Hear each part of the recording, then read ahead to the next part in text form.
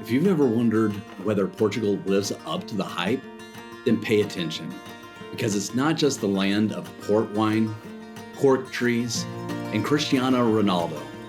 It's a kaleidoscope of history, flavor, and views that make you want to drop everything and stay forever. But here's the thing. If you come to Portugal and only hit the obvious spots, you'll miss the soul of it. You'll leave with good photos, but not the unforgettable feelings. The kind that hit you during a foggy morning in Porto or a quiet sunset in Évora. This isn't your average checklist. I'm giving you a blueprint, my personal battle-tested list of the top 10 places every first-time traveler needs to experience to truly understand Portugal. By the end of this video, you will have a ready-to-go travel map filled with medieval towns, cliffside coastlines, UNESCO World Heritage Sites, ridiculously good food, and that one place where I genuinely considered never leaving. Hey adventurers, I'm Carter and welcome to Atypical Vagabond. I've been living in Portugal for over 3 years now.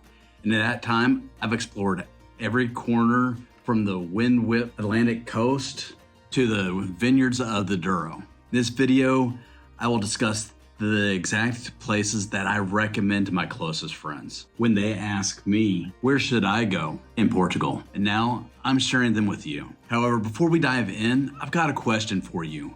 Which city or region in Portugal are you most excited to visit? And why? Drop it into the comment section below. And as always, I love to see what your most important places to visit in Portugal are, or whatever your thoughts are. I love to understand what is going through your minds when you're thinking about traveling. So discuss any of the things that you like about wanderlust and traveling and such. So love to hear it. If you leave a comment, I'll reply with some simple tips if I've been there. This is where most travelers land. And honestly, Lisbon makes a hell of a first impression.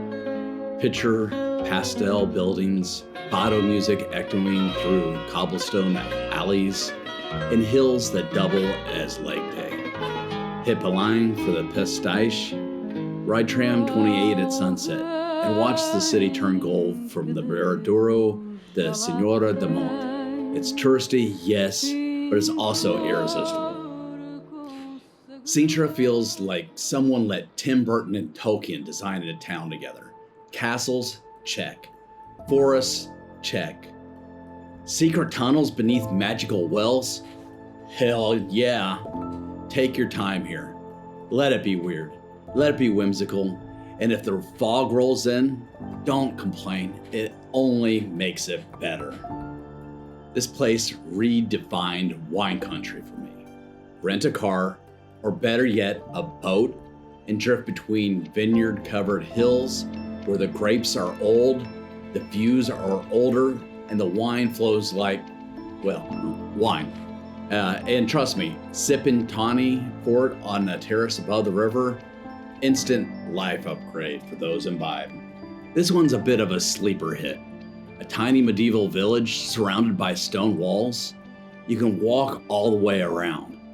The streets are straight out of a fairy tale, and every corner smells like history, or ginger liqueur.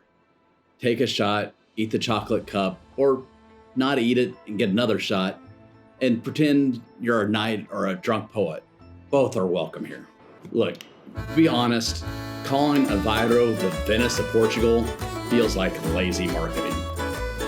Yes, it's fun to float through the canals in the psychedelic Molisairu boat and pair that with the Art Nouveau facades, soft flats, and those trippy candy-striped beach houses nearby in Costa Nova. And yeah, it is worth a stop.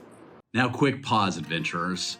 If you're vibing with this list and want a deeper travel guide, behind-the-scenes content, and live Q&As with me, consider joining my YouTube members-only section. It supports the channel and unlocks exclusive perks like detailed Portugal itineraries, travel checklist, even my favorite hidden fado bars in Lisbon. Click join below You'll help me keep this adventure going, and in return, you'll travel smarter, deeper, and more connected.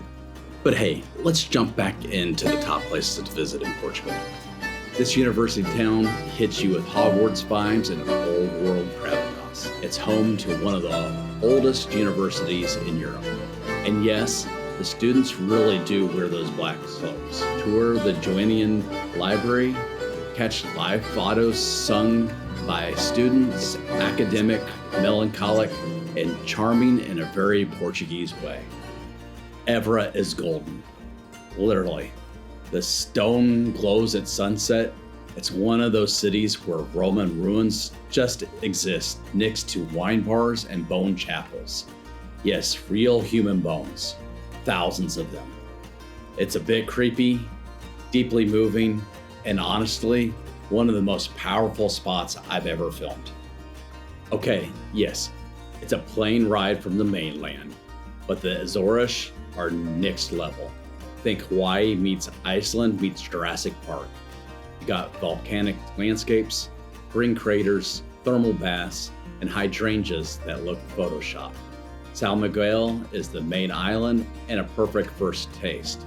If you want other islands to go to, consider Madeira. Porto feels like Lisbon's tattooed older brother. More raw, more emotional, and often more beautiful.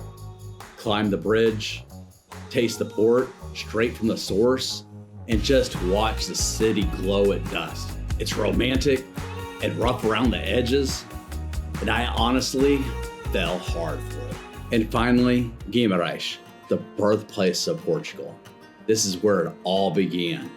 Picture narrow cobbled lanes winding through a UNESCO World Heritage Old Town, a 10th century castle standing guard on the hill, and cafes tucked into buildings older than most countries.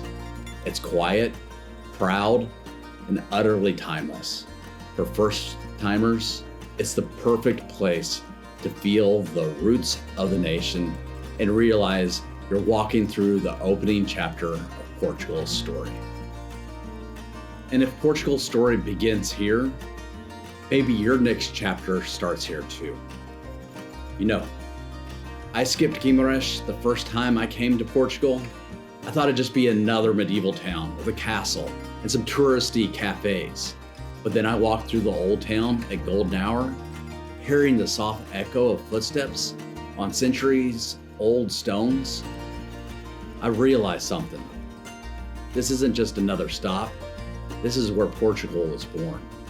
This is why I keep telling people, Portugal isn't just photogenic, it's poetic. It surprises you, slows you down, and sneaks into your soul while you're busy staring at the tile. So many travelers chase countries like checklists, but Portugal asks you to stay a while, to listen, to feel the weight of the centuries, to walk where kings once did, like in Guimarães, and realize this country isn't just a destination, it's a story, and you're stepping into chapter 1. This list is your starting point, but the real magic happens in the in-between, the unplanned stops that wasn't in the guidebooks, the slow train with no Wi-Fi, but killer views. Portugal isn't just a destination, it's a state of mind, one that whispers, slow down, stay curious, and let life surprise you. If you let it, it'll be more than just your favorite trip. It might just change how you travel forever. Your number one must-see in Portugal. Or if you haven't been yet, what's calling your name the loudest? Drop it in the comments, like the video, smash that like button like it's your third pastel de nata. Subscribe for more offbeat travel, digital nomad trips, and real deal guides to Europe and beyond. And hey, don't forget to check out my members only section if you want a deeper content, private Q&As, and custom itineraries you won't find anywhere else. And if you're curious about the best hidden gems in Porto or Coimbra, I've got videos on those two. They're linked right here and down below.